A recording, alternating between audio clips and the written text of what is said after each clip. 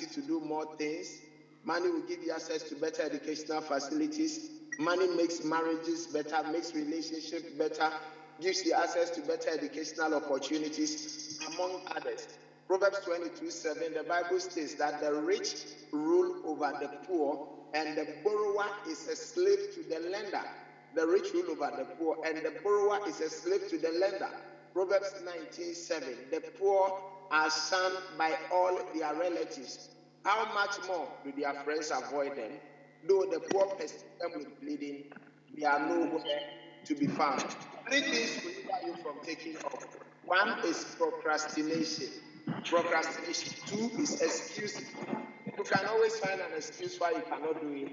And 3 is blame. We need to deal with these 3 self-imposed limitations.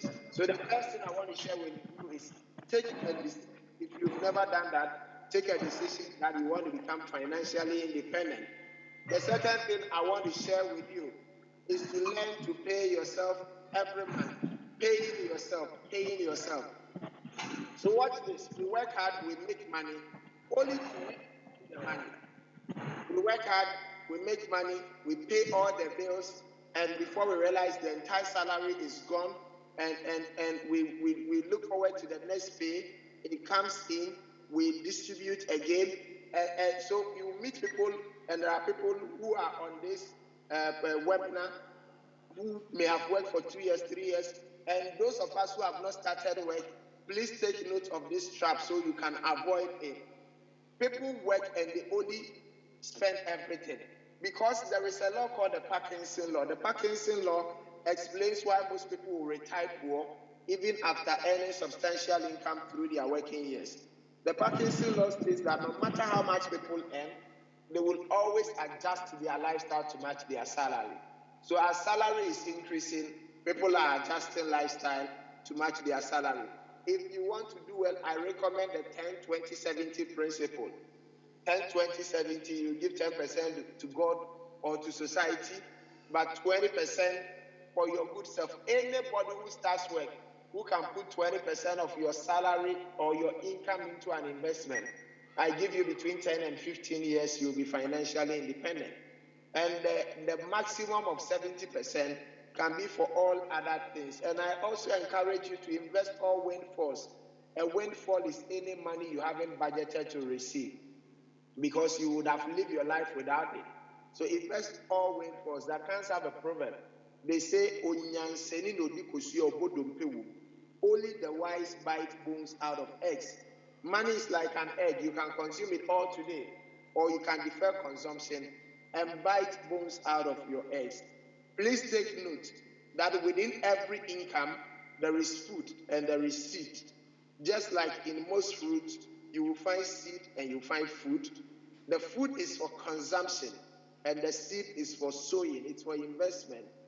Please don't be one of those who consume both the food and the seed found in our income.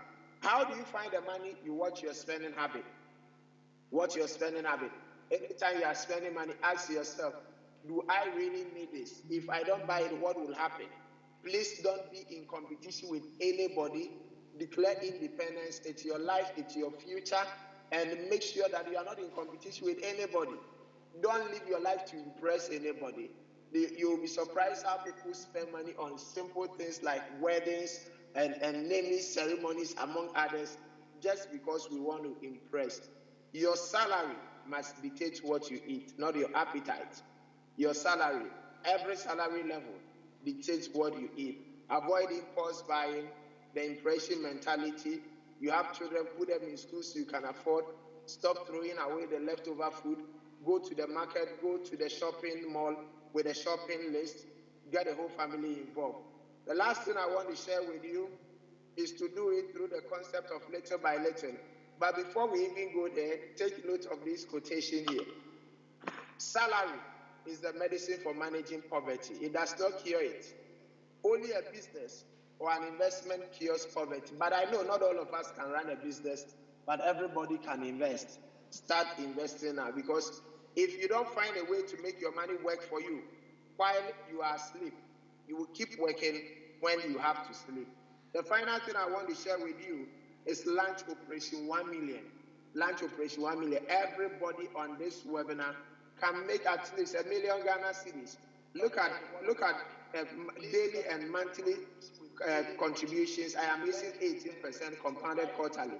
If you are here, you can do 5 CD a day or 150 CDs a month. Within 27 years, you have 1.1 million. 300 a month. Within 23 years, you cross $1 million. 600 a month within 19 years. And that is the concept of the ant. You do it little by little. 1,000 a month within 16 years, you cross $1 million. 1,005 a month within 14 years, you cross $1 million. 3,000 a month within 11 years, you cross $1 million. 6,000 a month within 8 years, it's 1.2 million. So you build it up little by little, like the ant, little by little. But you also use what we call the power of compounding, where you make interest and you don't take the interest, and you allow the interest to make interest, and interest on interest makes interest, and your money keeps growing. Proverbs 13:11, the Bible says that money withers away, but he who gathers money little by little makes it grow. Look at the concept of the ant. Look at 500 cities every month. Look at how it turns out little by little. Within 10 years, 60,000 will grow to 160,000. Within 20 years, 120,000 grows to 1 million. Within 30 years, 180,000 is 6.5 million. Little by little. And the interest makes interest, and interest on interest makes interest. And look at the figures. If you're a 30-year-old lady or gentleman on this call, and you can do 500 CDs a month using the assumption of 18% compounded quarterly, by the time you retire, you are looking at 6.5 million. Of course, I know that the value of 6.5 million in 30 years will not be the same as today. Look at 2K every month for the high income earners. Within 10 years, 240,000 is 642,000. Within 20 years, 480,000 is 4.3 billion. And within 30 years, you're looking at 26 million. That is the concept of little by little.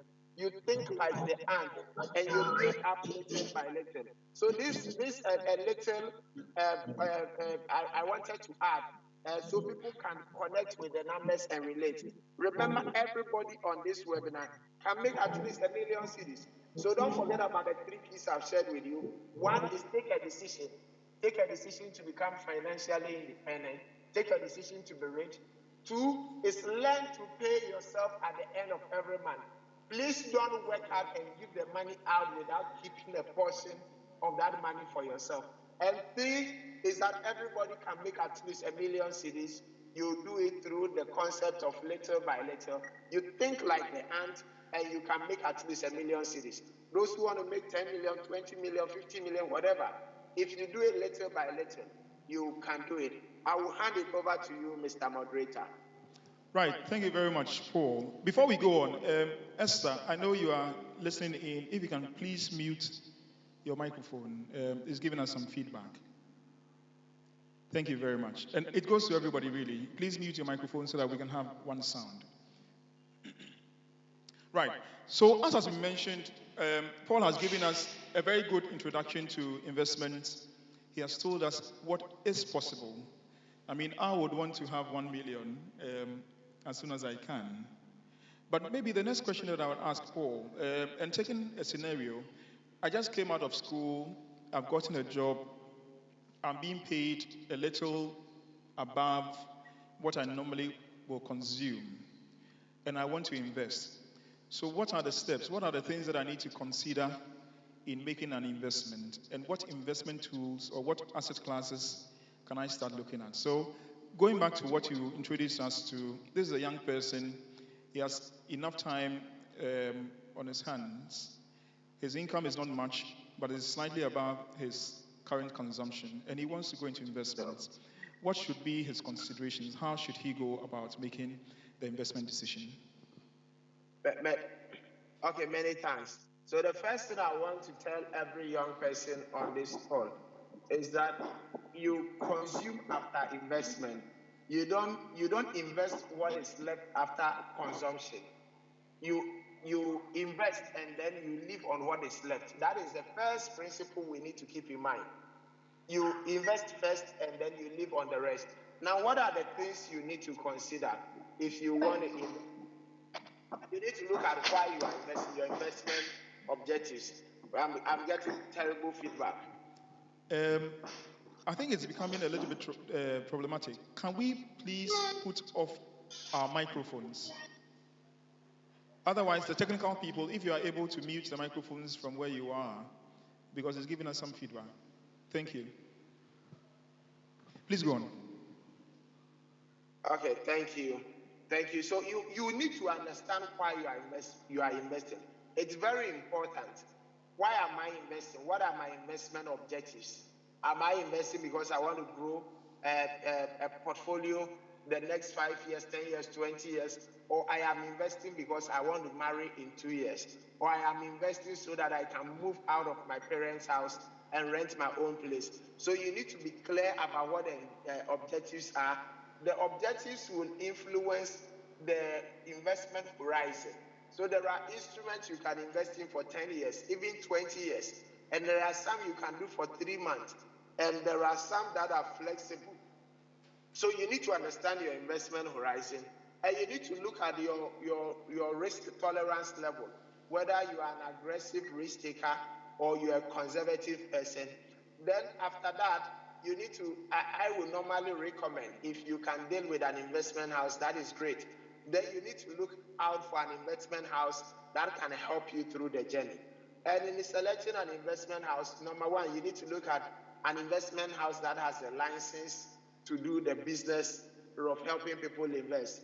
The company itself must have a license. Number two, the employees you are interacting with must also have a license to deal to give investment advice. And then beside the license of a company, you want to also look at the track record of the company. What kind of track record do they have?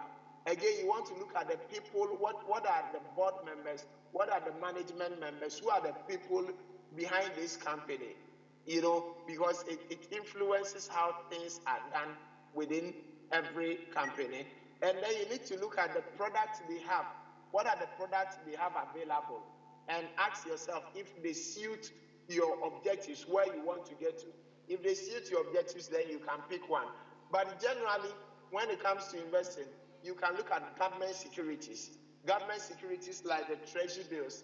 You can do a 91 days, you can do a 182 days, you can do a 1 year treasury note, you can do a 2 year treasury bond, 3 year, 5 years, 6 years, 7 years, 10 years, 15 years, 20 years.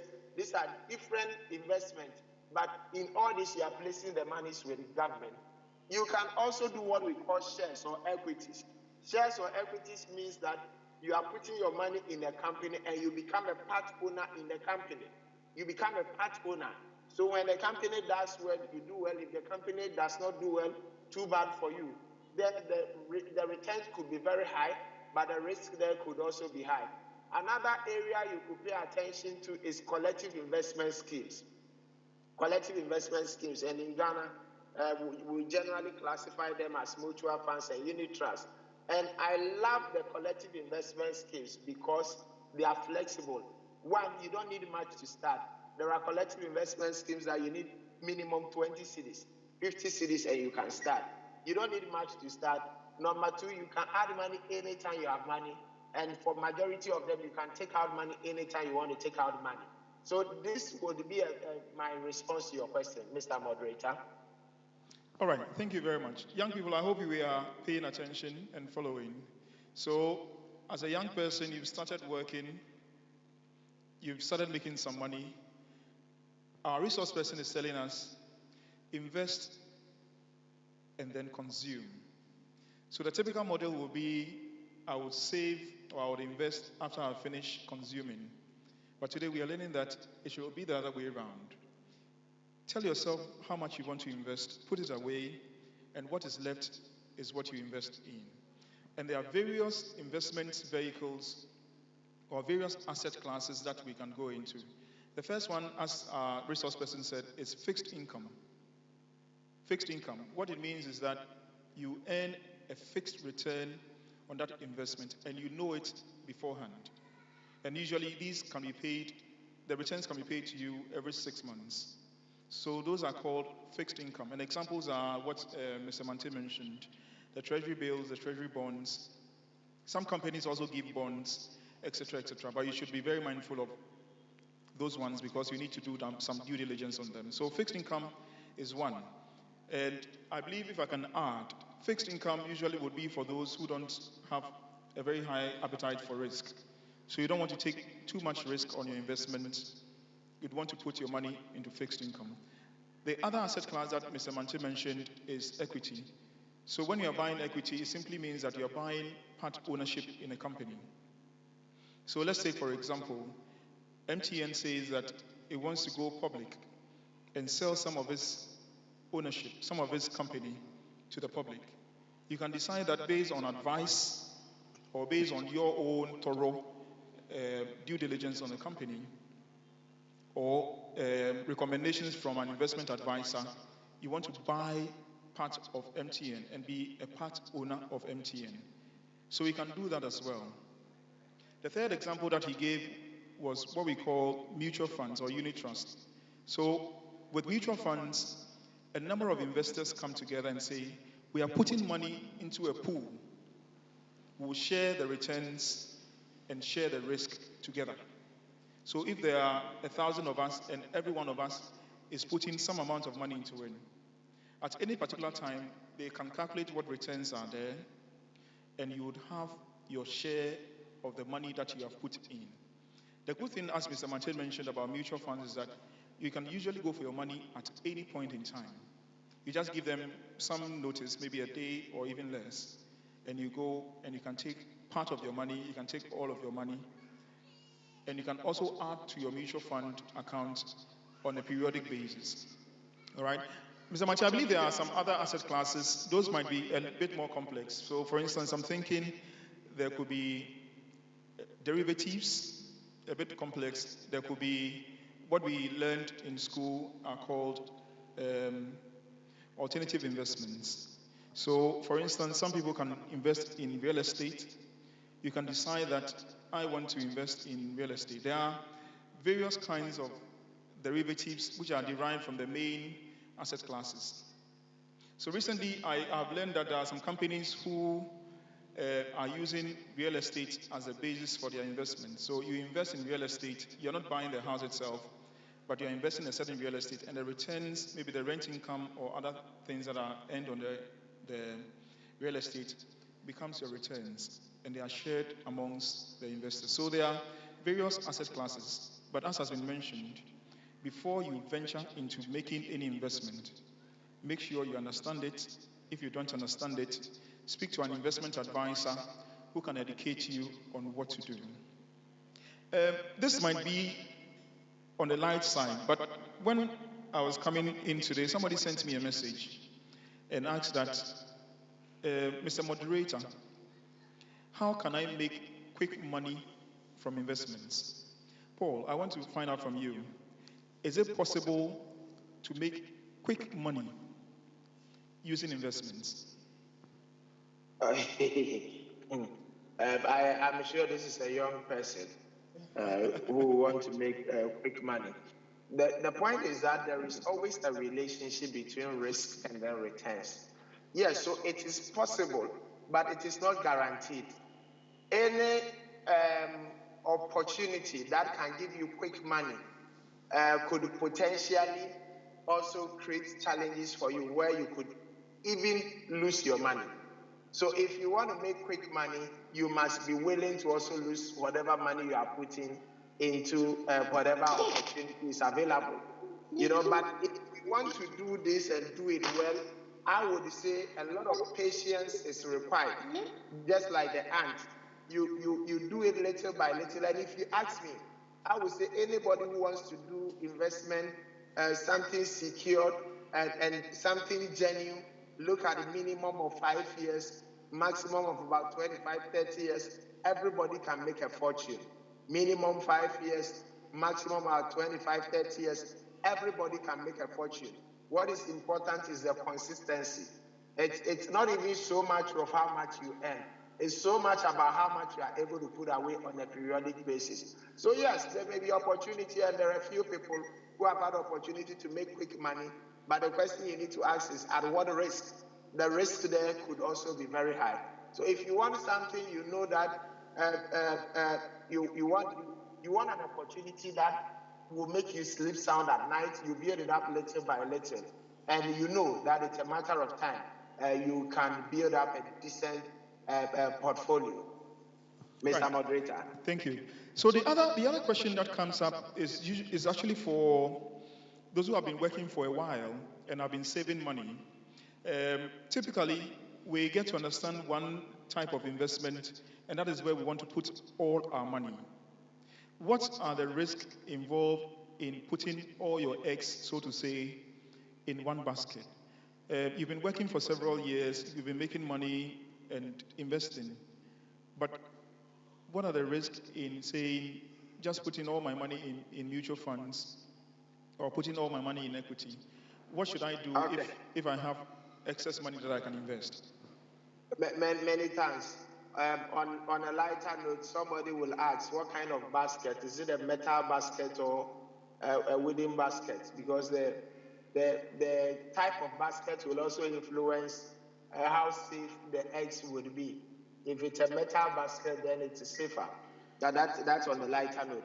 The general principle of investing is that you do what we call diversification, and diversification simply means you don't put all your eggs in one basket.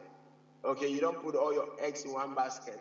But I made an important statement that I love collective investment schemes, that is the mutual funds and the unit trust, because they themselves provide you diversification. For example, I have the EDC fixed income fund, about 2.4 billion cedis, invested in several fixed income securities, about 65% or so government securities, about 12% quasi-government securities, and there are some fixed deposits, there are some corporate bonds here and there within the unit trust. So if you put your 100 cedis in it, indirectly, the fund gives you a certain diversification that you may not be able to even do on your own. So when it comes to the collective investment schemes, I am not too worried about the diversification because they themselves provide diversification. But when it comes to things like equities, for example, you put all your money in one equity and the price goes down by 40%, you know what it means? It can give you a heart attack if you are not a strong person. So we encourage investors, unless you are investing in a mutual fund. Even a mutual fund, you can decide to do one or more than one, and nothing stops you from doing that. But if you're doing a stand-alone investment, like investing in an equity or doing a fixed deposit with a particular financial institution, then you may want to diversify and spread the risk across a number of investments rather than locking up within one. Mr. Moderator, over to you. Thank you very much. Let me say that for those who are online, you can ask your questions by just typing them. We'll read them out to our resource person. For those of you in the auditorium who will want to ask questions, we will encourage you to come forward and then ask your questions. If you want to ask a question, you can actually also raise your hand on the application on Zoom, and then we'll call you to ask your questions yourself. As we wait for some of these questions to come from the audience, maybe the next question that I'll ask you. In the market now, we have heard that several companies have gone under. The regulator has had to revoke some licenses and other things. My question to you is, as a young person who wants to invest, how can I be confident of the current investment environment, and what should I be looking out for in putting my money with one company or the other? Okay, thank you. So sometimes, this question keeps coming up, and because when it comes up, I ask this question. I hope you don't ask me to answer. No. But when this question comes up, I also do a follow-up question. that how many times haven't we seen road accidents on our roads? The fact that there are road accidents on our road does not mean we won't travel. I mean, I've been involved in an accident before. The fact that me myself was involved in an accident does not mean I will not travel again, but it means I will be more cautious. I'll be more careful. Now, if I am sitting in a vehicle and the driver is overspeeding, I would have to stop him, from overspeeding. So the issue shouldn't be that something has happened in the past, so life must come to a standstill. But rather, the approach should be from what has happened in the past, what should be our attitude towards investing? So, like I said, you need to look at one, the company's license number, two, what is the track record of the company, who are the people behind the company, and all that. You need to look at all that. But let me also state that I think that we are overemphasizing on this issue, because so far as I'm concerned, the majority of retail clients who had their monies in the companies that went down have either been paid or are being paid. But sometimes when this question comes up, it's like everybody lost their money. Apart from those who dealt with unregulated institutions, the majority of the people have been paid. If they have not been paid, they will eventually be paid. And it's because they dealt with companies that were regulated. If they were dealing with companies that were not regulated, the conversation of payment would not have come up. So let's put that in perspective. So make sure you are dealing with a regulated company. Make sure the company has some track record. But life itself is full of risk, and we cannot completely do away with risk. We cannot avoid it. Absolutely. Let me say hi. Oh, sorry, I didn't see you. I was in a call. Sorry. And congratulations. Thank you. Okay. My apologies, guys. Yeah, that's fine. So maybe to add a little to that, Paul has mentioned that we need to understand the companies that we are investing with before we take the plunge. My caution to all of us is that please do not follow blindly. If somebody comes to you and says that XYZ company has come and they are giving astronomical returns on investments, please do not follow blindly. Make sure you understand who that company is, what they are doing, what the underlying investments are. Ask questions and make sure the answers that you get are satisfactory to you before you make any investment. We have learned that, especially in recent past. As Paul is saying, we will still need to make investment because we are investing for the future. And so we cannot say we are consuming all our money because the environment is a little bit choppy.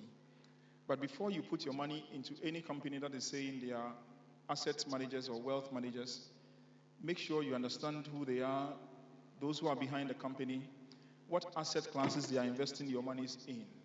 Because you don't want a situation where 6 months, 1 year after you've made your investments, you go back and you cannot get your money out. It's a very difficult situation, and you do not want to be there.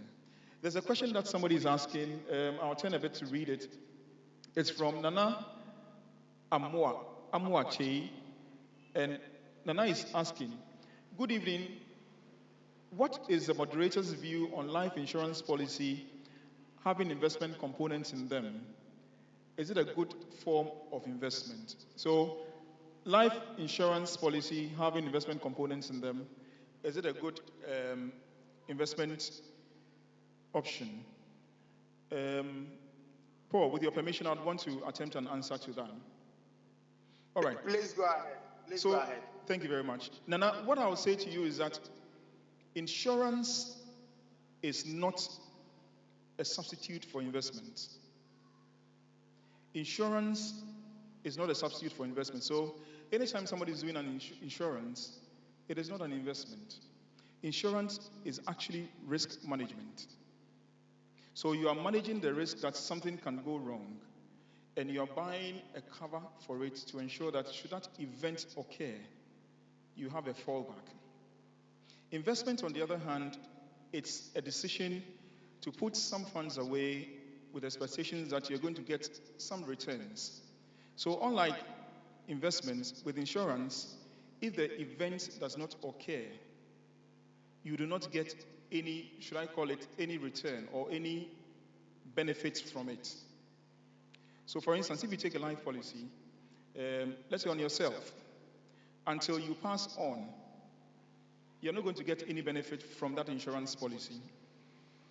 If you take an insurance on your motor vehicle for 1 year, until something happens to your car, you're not going to get any return, any benefits from it. However, what is happening now is that there are a blend of insurance with some components of investments. And so I would advise that before you decide on what to do, as our resource person has mentioned, make sure you understand clearly what objective you want to achieve. So if my objective is that by the time I pass on, there should be some money for those who, maybe my children or some other person, to be able to benefit from, then yes, you could take a life policy with some components of investments in there.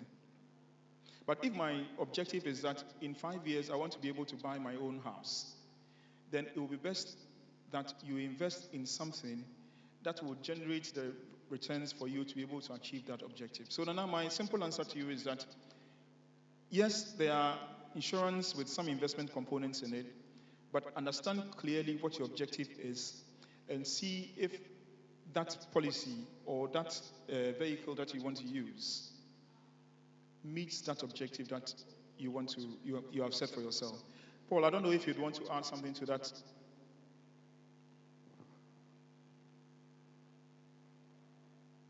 No, question. I think you've done justice to the question. Okay, thank you very much. Has somebody raised a hand? Adabochi. Okay, so please let's get a microphone to Adabochi. Maybe he can come forward into the microphone as well, into the camera, so that we can see him.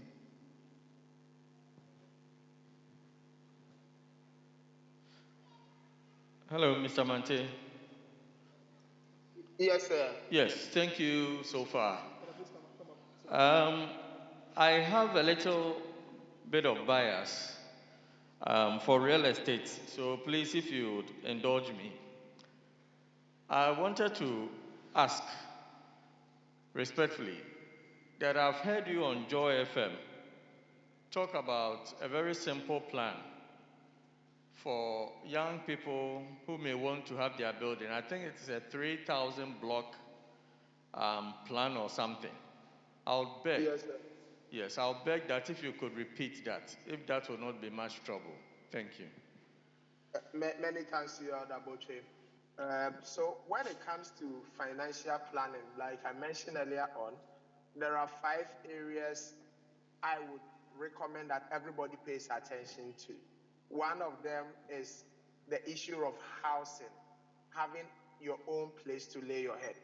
But you see, when it comes to housing, if you can make me the co-host again, I want to share something with the audience. When it comes to housing, a number of young people make the mistake of confusing dream house with the first house. Confusing dream house with the first house. If I could be made the co-host, please, I'll be so grateful. The technical people are working on that. Okay. Thank you. Thank you.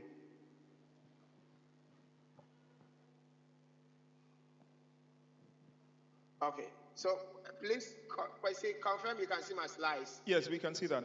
Thank you. Thank you. So, when a number of young people attempt to build their first house, they try to build a house like this one. The problem with this, if you are the average worker, is you start this 7-bedroom house, you will never finish. You're going to use another 10 to 20 years to build this house, whilst you are still living in a rented house and you are paying rent. By the time you are done with this house, your children are either gone or they are on their way out. And please remember, the house you live in is an asset, but it's not an investment. What do I mean? I am looking at investment as in putting money in a building that brings back money to you. So anytime you are building a house or you are buying a property, it can be for consumption or investment. If you are living in, even though it's an asset, it's an asset you are consuming. It's not an asset that is generating returns. So I say this is a dream house. Please let it remain in your dream. Don't confuse the dream house with the first house. You're a young person who needs to build your own house. I recommend a simple 3-bedroom house like this one. I recommend a 3-bedroom house. You don't need more than 3,000 blocks to do this. You don't need more than 3,000 blocks. And so effectively, if you have between 12 and about 20,000 Ghana cedis, it will buy enough blocks for you to raise this house. Where you would have a challenge will be the foundation. You're going to have a few challenges with the foundation and the roofing. But once you put a roof on the house, whether it is plastered or not plastered, painted or not painted, it's a house. You can move in. Believe you me, every worker on this call, whether you are a teacher, a civil servant, a banker, once you are a worker, if you have a small plot of land and you give yourself 5 years, everything coming to a standstill and focusing, within 5 years, you can put up a property that you can live in. We have thought this, and I'm happy that Butcher raised it. And a number of young people have lost count. Young people, 28 years, 30 years, 32 years, 35 years, they are done with their first house because they didn't attempt that huge story building. They did a simple 3-bedroom house. If you are on this call and you don't believe you can build, you are right. You won't build. If you believe you can build, you are also right. You can build. A quarter plot, a half plot, with commitment, you can raise something decent within 5 years. Elder Botri, I don't know if I've answered your question.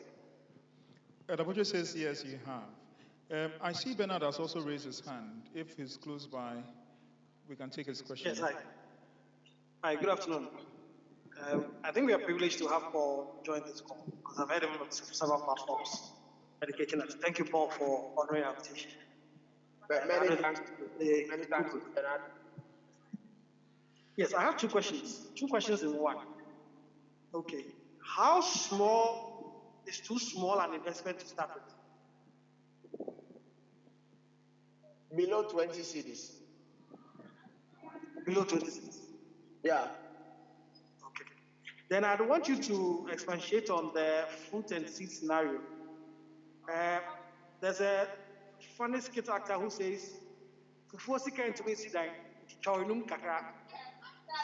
we can expatiate on that fruit and seed scenario you presented earlier on. Okay, thank you. Let me add. Let me say this before I answer your question. I've gone to that slide. You see, I said that there are 5 areas you need to plan for: retirement planning, housing, your children education, giving back, and high life. The high life here means because as we teach this, if you are not careful, and there are people who have actually come to see me that I am your disciple, I've been following you now, I don't do anything for myself. Every money I make, I invest. My phone fell down, it cracked, and I don't want to change it. That's not what we are teaching here.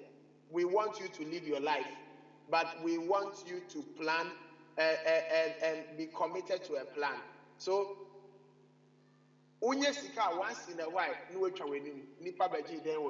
once in a while, you take a vacation. Once in a while, you give yourself a treat. Okay? But you got to plan for the other areas of life as well. The point I made here was that within every income, there is food and there is seed. Just like in most fruit, you will find seed and you will find food. The seed is for consumption. The food is for consumption, and the seed is for sowing, it's for investment, it's for planting. The pathetic story for most Ghanaians is that we consume both the food and the seed found in our income. And if you want to take life serious, and if your thinking becomes blog all your life, and you keep living in a rented house all your life. And I've seen people who are drivers who have built a chairman hall, 2-bedroom, 3-bedroom. These are people who are low salary earners, but who have done something for themselves. It's also important to state that, look, when it comes to finances, there are two important areas you look at: outflows and inflows. When it comes to reducing your expenses, watching your spending habits and all that, you are only dealing with the outflows. But when it comes to the inflows, the concept of multiple streams of income, your salary must not be equal to your income. If the salary is small, you need to ask yourself, what else can I do? Until I became the MD at EDC, I was teaching at KNUST, and I taught there for 10 years. I was teaching for 10 years, supervising project work, doing a few things here and there.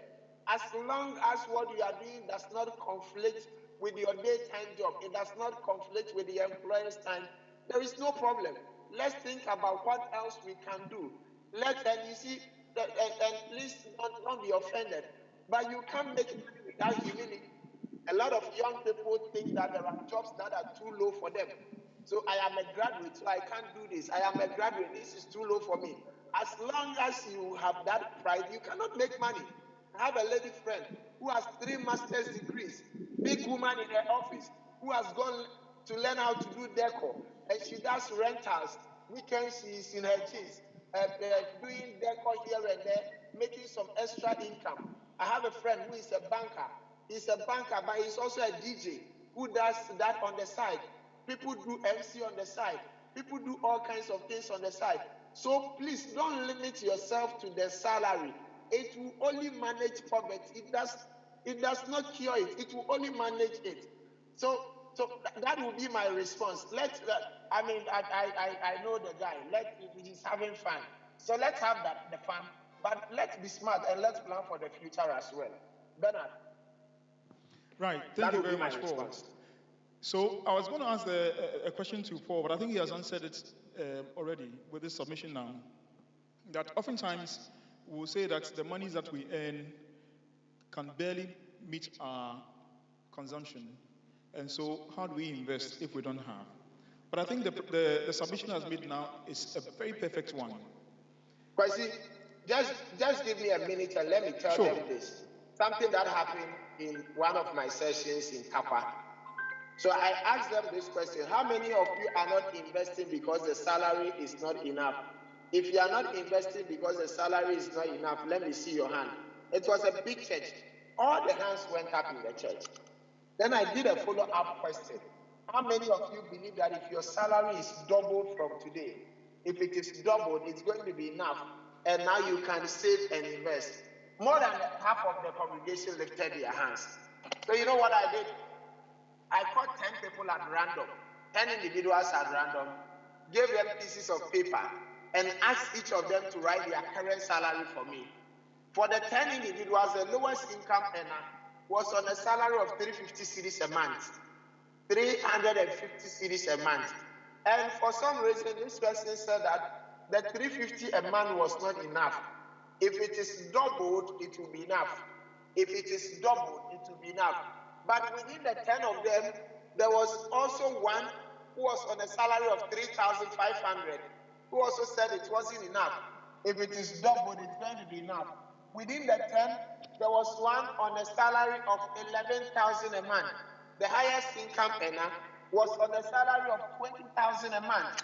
The guy earning 350 cedis a month says, if it is doubled, it will be enough. The guy earning 20,000 a month says, it's not enough, so I cannot invest. If it is doubled, it will be enough. Question is, how much is enough? If you don't learn to invest out of whatever you earn today, believe you me, if it is doubled, it won't change. You will only adjust your lifestyle to match the new salary. Question, I'll hand it over to you. Perfect submission. Thank you very much. Perfect one.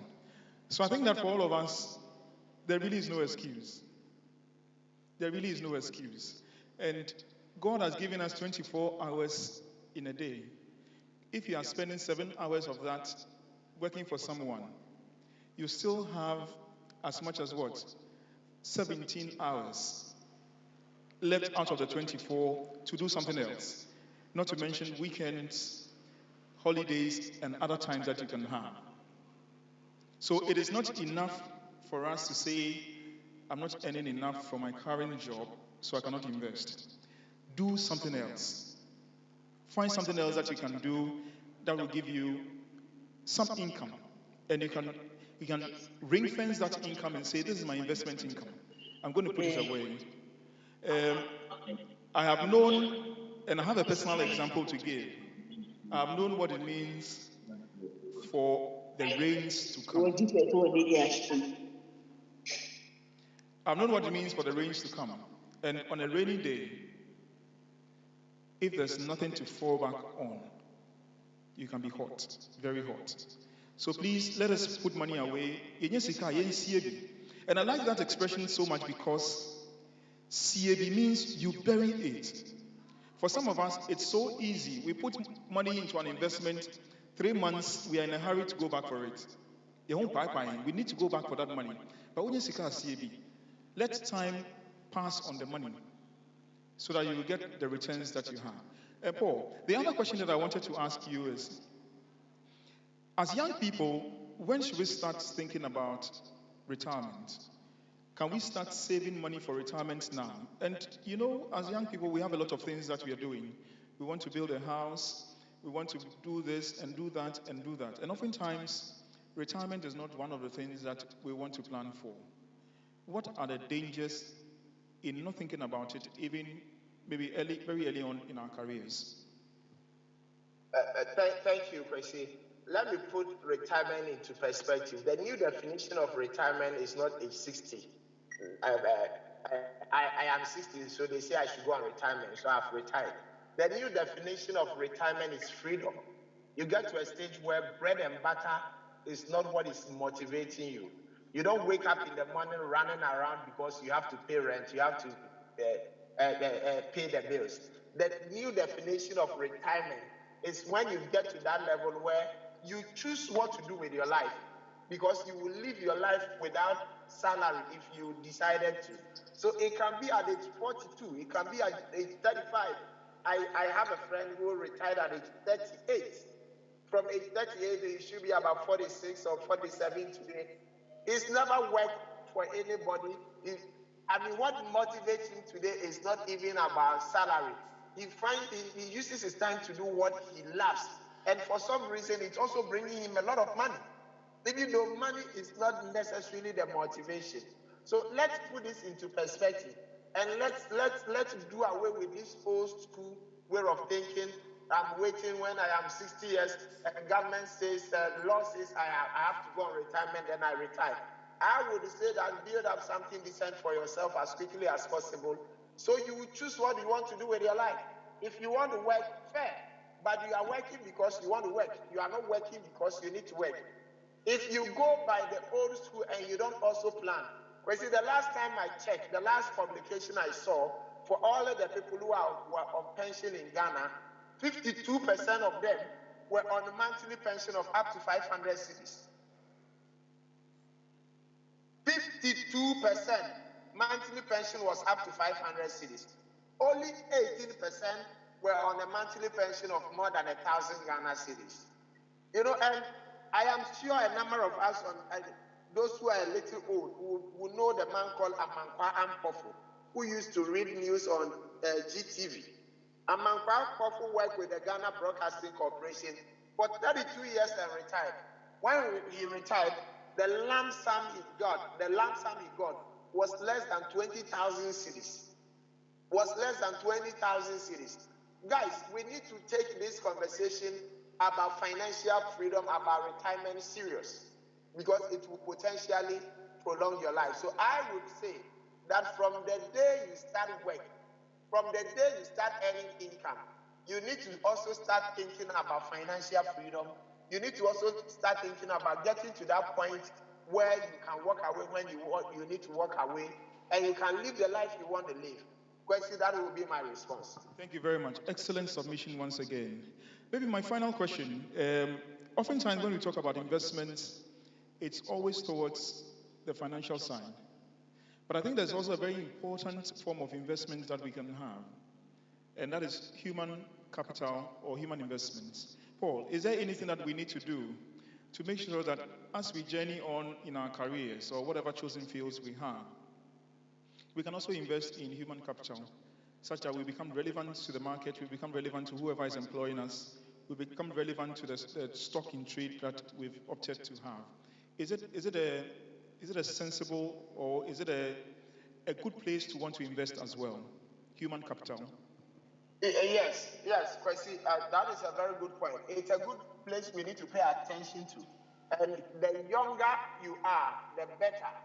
And I recommend, if you can specialize in the field as quickly as possible, spend some money on yourself, build capacity, and specialize, because it's an indirect investment that will generate returns. If you build capacity, I've seen people, I'll share an example. I have a friend who was struggling, and I remember he wanted to buy a plot of land around Oyibi. I went with him to the place to go and have a look at the land. To go and have a look at the land. At Oyibi, some bush somewhere. And for some reason, he decided that, look, he wanted to go on a course in Harvard. So he sold his car. He sold almost everything he could sell. He sold almost everything he could sell and went to Harvard. By the time he was out of Harvard, he had a job as an expatriate in Rwanda. And the last maybe 8 years or so, he's been an expat. He's been in Rwanda, he's been in South Africa, he's been in Zambia also, and in all cases, he's an expat. Now he's bought a house at East Legon. He was going to buy a land at Oyibi in the bush somewhere. Now he's bought a house at East Legon. So we need to also learn to spend some money on ourselves. We need to learn to read. Please buy books and read them. Buy books, read the books, online courses, pick a course. There are plenty available. You will pay something small, but you add some value to yourself. And when you add that value, it positions you to increase the income you also earn. Kwesi, I'll hand it over to you again. Thank you very much.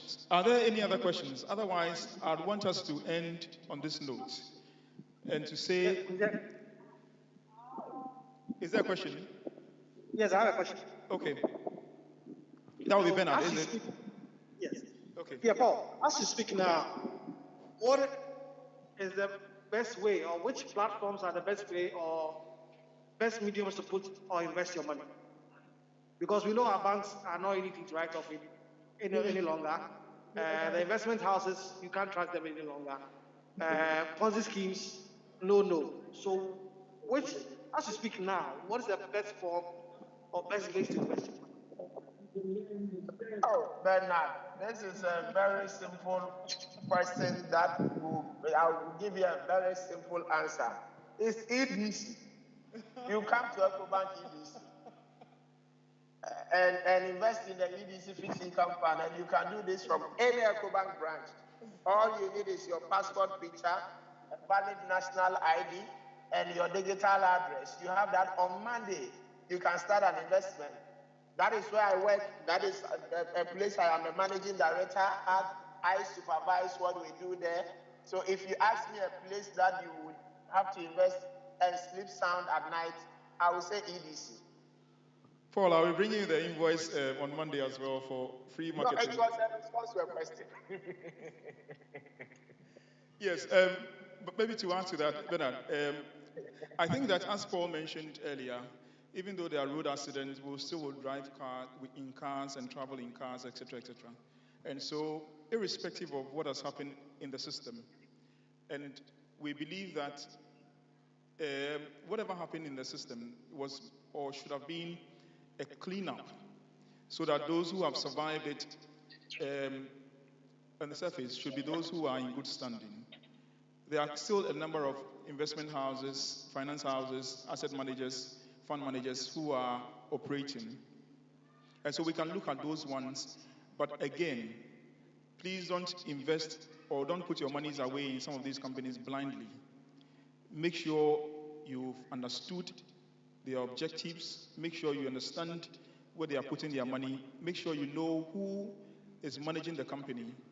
And if you have any challenge, go to the regulator look at companies that are still in good standing. Speak to financial advisors who know the market very well. Don't just jump head on into. Please, let's mute our microphone before we hear something that we're not supposed to hear.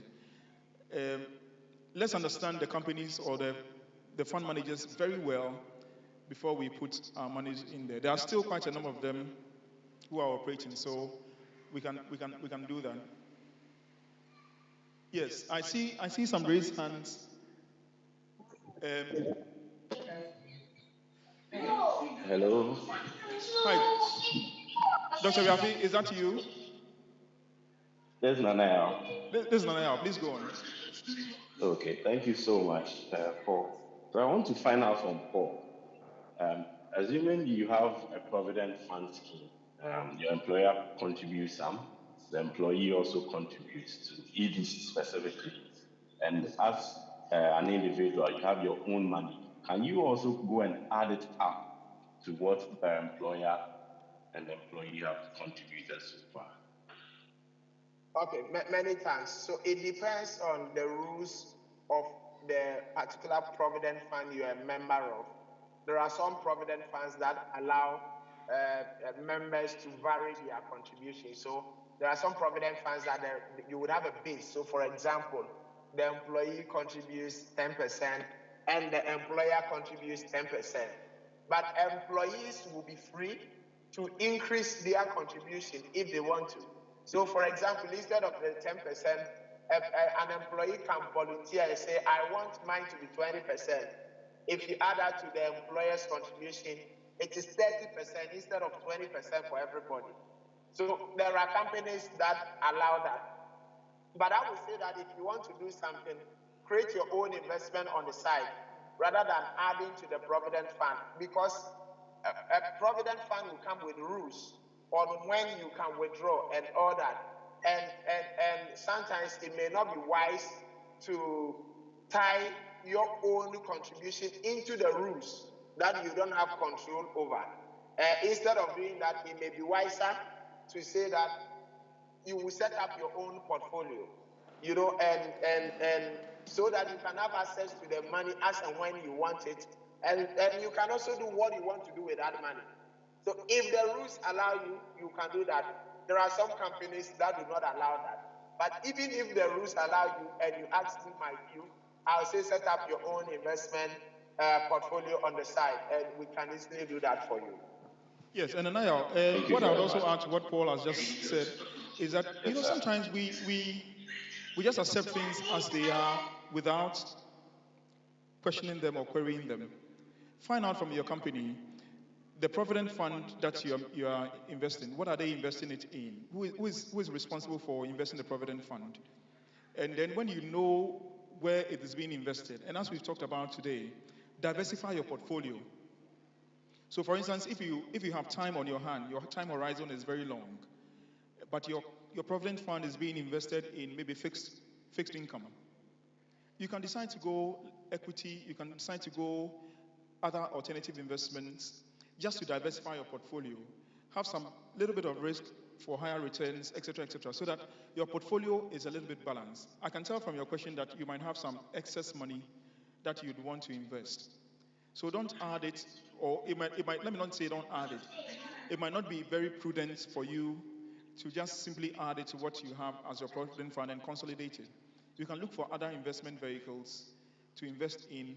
One, to diversify, and two, probably to look for higher risk, higher return kind of thing if you have a longer time horizon on your hand. Yes.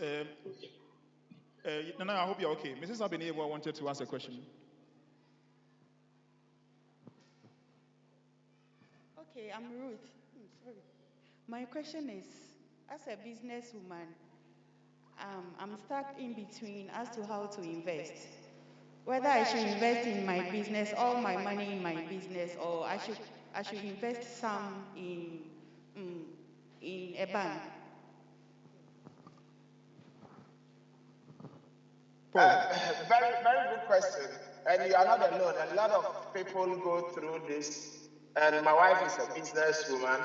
My wife has gone through the same challenge in the past, where especially you Mrs. You the business people, you make good profit. So when you look at the profit you make on your business, and you are going to give it to some asset manager, you are getting 20% the whole year.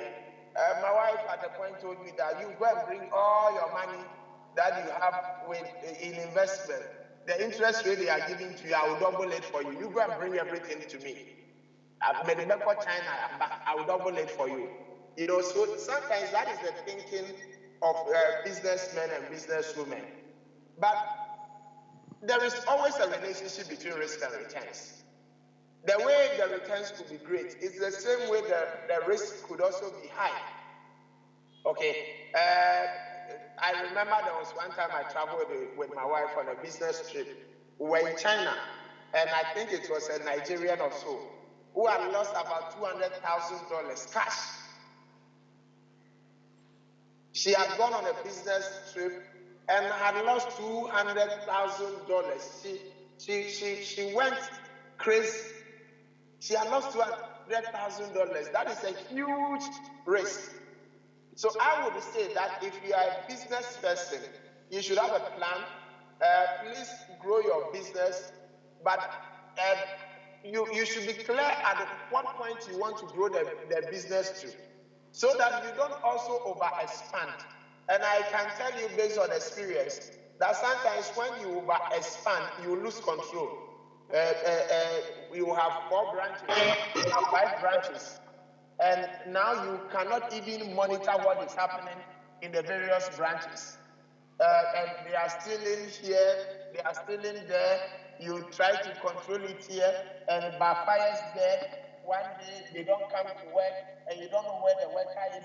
It comes with a lot of problems. So I would say if you are investing in your business, expand up to a level where you think you can have control. But definitely, when you get to that point you want to grow the business to, you should have a backup plan. Investing in financial assets as a backup plan. Perish that thought, but if there is a fire outbreak, we know what happened in Makola recently. That was people's businesses gone down. One day, one fire, and the whole shop is gone down. And that is a huge risk if they don't have an insurance covering their business. So I would say that you could also use the financial asset, the investment as a backup to the business. All right, thank you. Maybe I could add a word or two to it as well. So in the very established companies or well-established companies, at the end of the period, when they take their income, there are 2 things that they might decide to do. So if they have earned some income, they can decide, okay, we call something retained earnings. So the money that you made from your business, we are putting it back into the business. It's called retained earnings. And they can also decide that we are going to take part of that money and give it out as what we call dividends. So for those who own the company, we are going to pay them, or we are going to give something back to them. I think we can mirror that kind of a model and say that as a business owner, I'm the sole shareholder. At the end of the period, I made 1,000 CDs. Of that 1,000 CDs, I want to put 800 CDs back into my business. And the remaining 200 CDs is going to be dividends to me. So I am paying myself as a shareholder.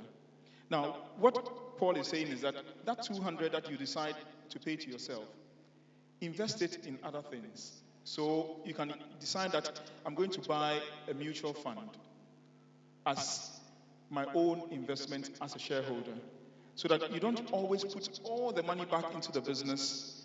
It could be a good thing, but you should not always be putting all the money back into the business, because one, it will lack diversification. You would have put in all your eggs in one basket. Should something happen, a calamity or something, and you're not able to bring out any money, that means your money may have been lost.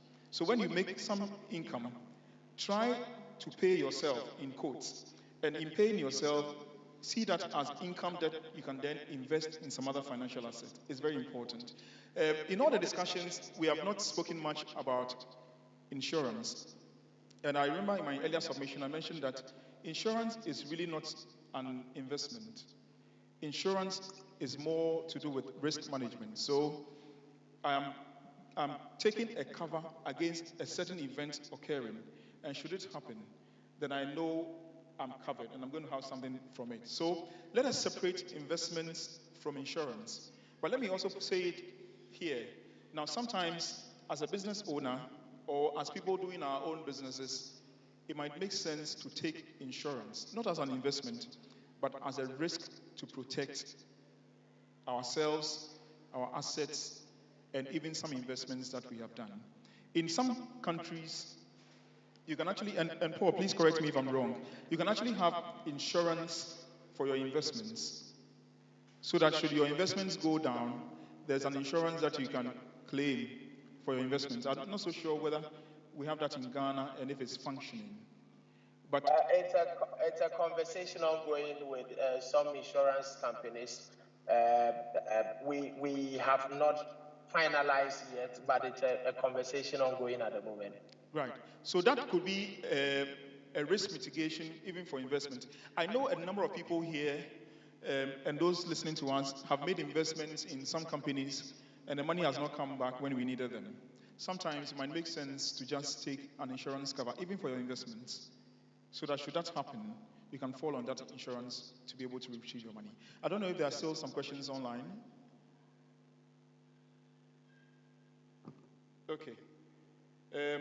In the absence of any other, maybe what I'll do, okay, there's a question from Evelyn.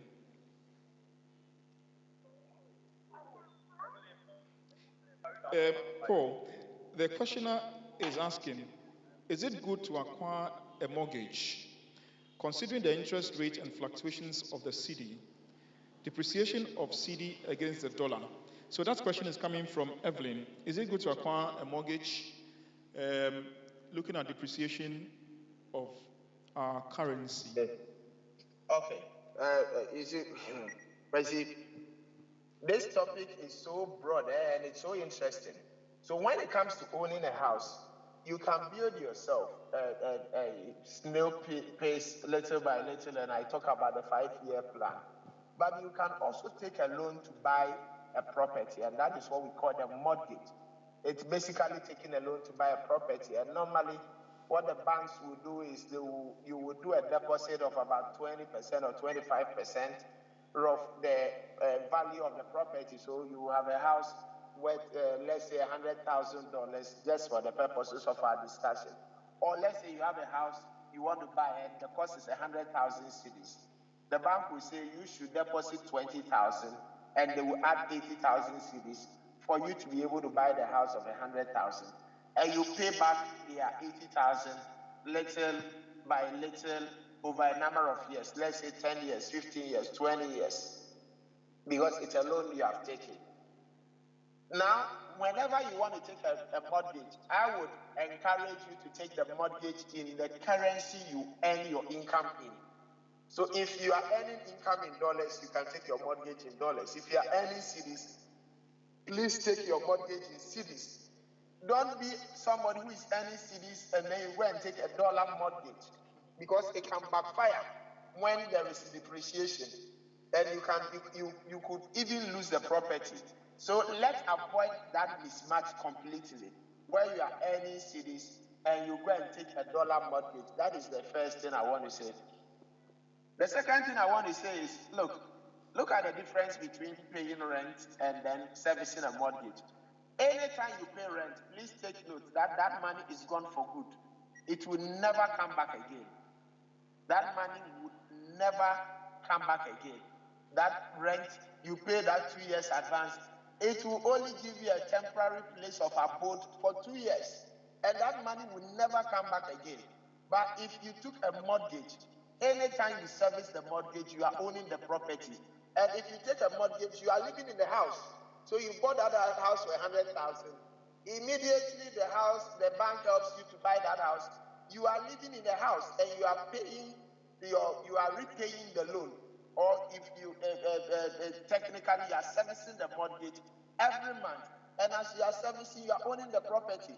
It may make sense that instead of paying the rent of 500 cedis a month, you take a mortgage and you service it with 1,000 cedis or 1,500 cedis, knowing very well that you are owning that property. And my recommendation, anytime you take a mortgage, let everything come to a standstill and focus on the repayment. Anytime you have a lump sum, go and reduce the outstanding amount. If you take a mortgage, my advice is use 7 years to clear it. 7 years, focus, get committed, and pay off the mortgage. And it's worked for a number of people as well. Kwesi, I will hand it over to you. Thank you very much. In the absence of any, there are still some more questions. Okay, I see Esther. Esther Marfo. Yes, Kwesi. Thank you, Kwesi. So, Kwesi, on Paul's submission on the mortgage, he mentioned a down payment of 20 to 25%, okay? And that usually is sort of a burden for most Ghanaians, and so they are not even able to go in for the mortgage. But currently, per the pensions regulations, one can use the pensions assets as a collateral, and some of the pension schemes have partnered with banks, okay? So, for instance, enterprise trustees have partnered with EcoBank to make that possible. So with that, you need not to make any down payment. Your three can do that. So if you have a tier 3 fund, you can go in for that as well. Thank you. Thank you very much, Esther. I was actually at the launch of that product where Enterprise and EcoBank have come together and saying that you can use part of your pensions to more or less place as down payment to get a loan. Maybe we'll take some time.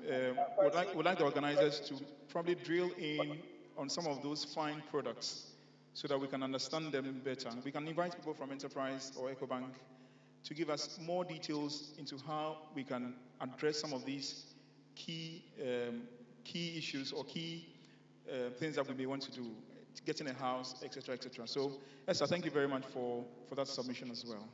I think our time is very much spent. Kwesi? Yes, Paul. Let me tell Esther that for this contribution, Esther, may God grant you a black Land Cruiser, okay? Amen.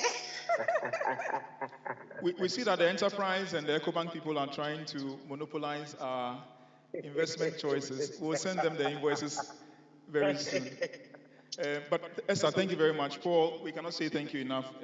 Excellent submissions. Let me end with this as a summary of all that we have learned today.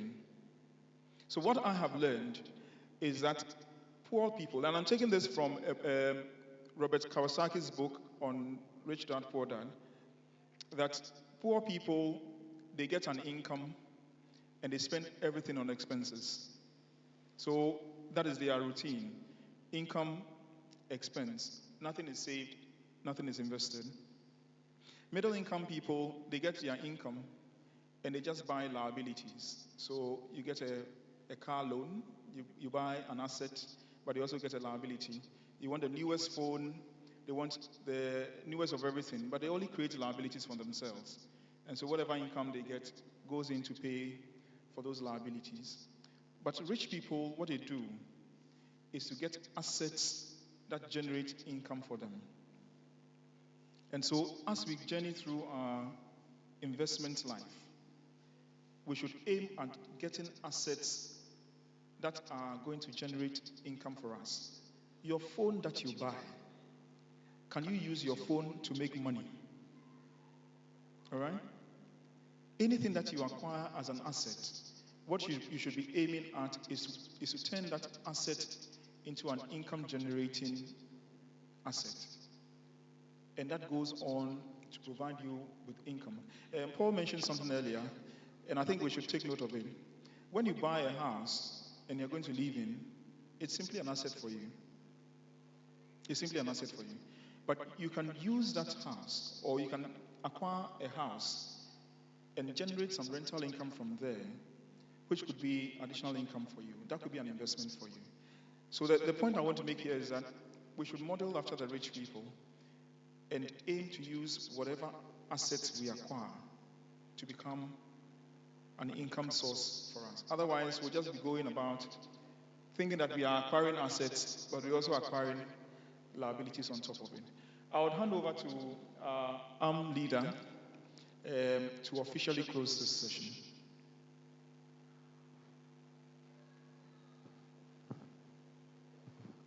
All right. Thank you so much, Kwesi. And we want to express our profound gratitude to Paul for joining us for our program this afternoon. And also to thank all those who joined us online, as well as those who are here in the church auditorium. God bless you so much for joining us. And our indefatigable moderator, God bless you so much for your contributions. We'll now say our closing prayer. And also to remind you that this is a program organized by the Adventist Men's Ministries of Bethel S.D.A. Church. It is a series of, in a way, capacity building programs that we organize for our members and also for those who are able to join us online. So whenever you see the invitation, please do join us, and I believe that by God's grace, you will be blessed. Amen. So we will invite someone from the auditorium, Elvis. Elvis, please come and say the closing prayer for us.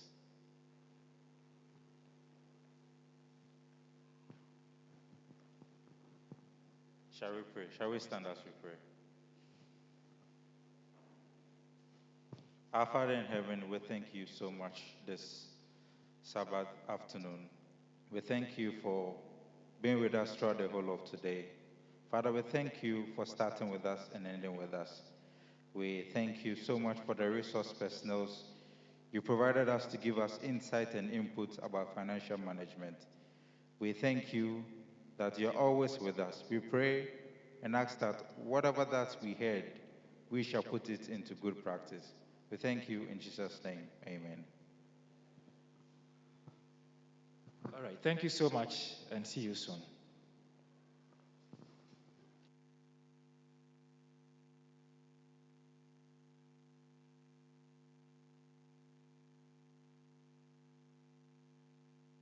Recording stopped.